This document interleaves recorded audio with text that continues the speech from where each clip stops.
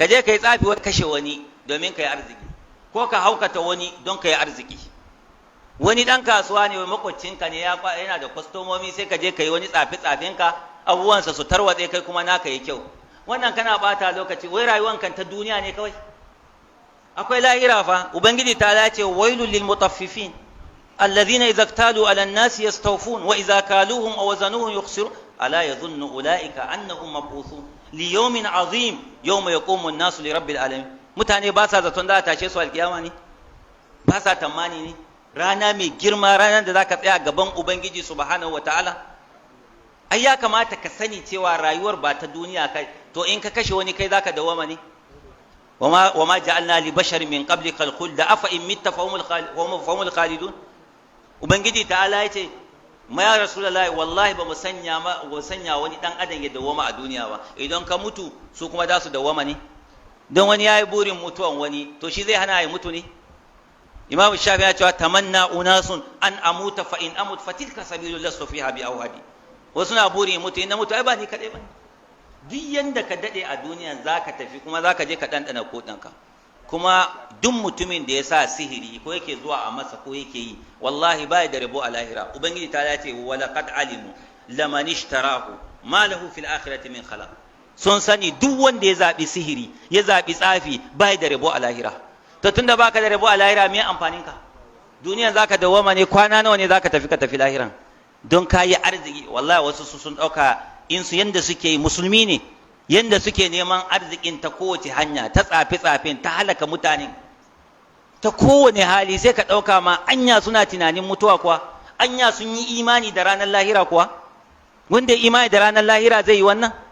Ka san cewa za ka mutu a tashe ka, ka shiga kabari, a tashe ka ranar kiyama a tambaye ka, kuma kake irin waɗannan abubuwa, ka ce haramun har ka nemi ka haukata ɗan uwanka ko ka halaka ɗan uwanka. أما والله لو علم الأنام لما خلقوا لما هجأوا وناموا وقد خلقوا لأمر لو رأته عيون قلوبهم تاهوا وهاموا ممات ثم قبر ثم حشر وتوبيخ وأحوال عظام ليوم الحشر قد علمت أناس وصلوا من مخافته وصاموا ونحن إذا أمرنا أو نهينا كأهل الكافي أيقاظ الرقاد.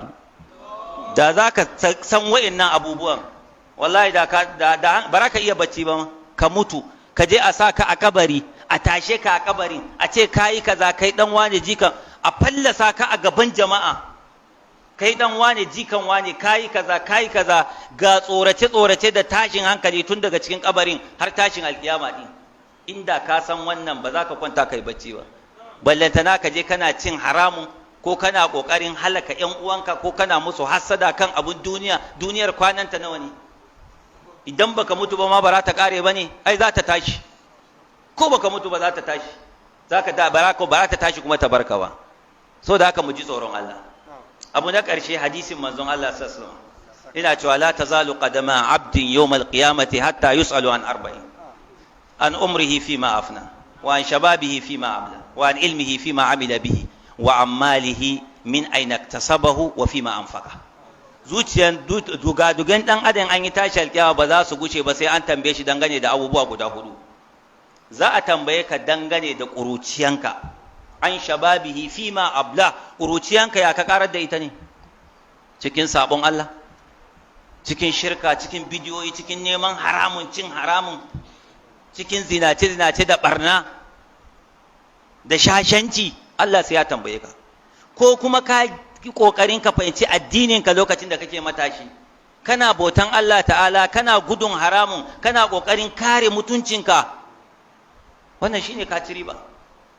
Za a tambaye ka kuma dangane da rayuwarka, ya ka karar da ita daga farko zuwa ƙarshe, cikin bin Allah ko sabawa Allah.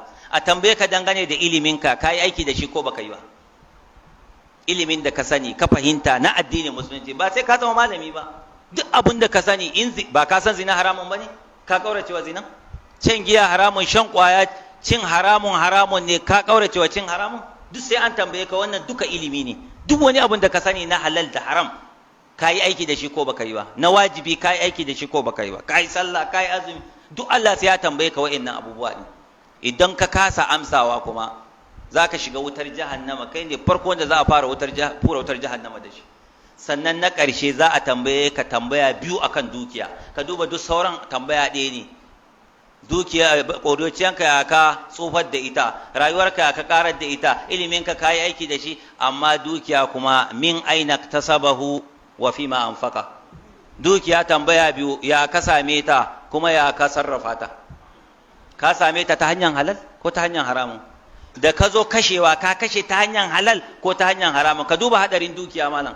Tambaya guda biyu, kuma duk abun fa rayuwar duniya ne. To ne wace zai ruɗe ka?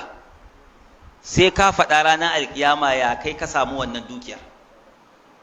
In haramun ne sai ka yi bayani, in halal ne sai ka yi bayani.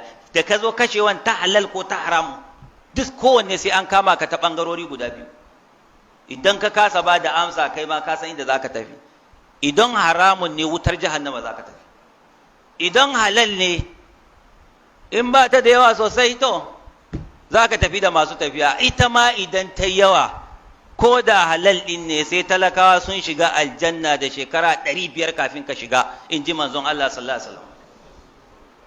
Mawadata masu arziki da yawa, manzon su ya ce sai talakawa sun shiga aljanna da shekara 500 kafin su shiga, suna farfaji alkiyama. Ka duba ta halal ɗin ma fa kenan. Shekara 500 talaka yana aljanna, kai kuma kana nan kana jiran hisabi, ana ta lissafi. Ina za ka je? To don Allah in ta haramun ne ba, ina za ka sa kanka idan haramun ka tara?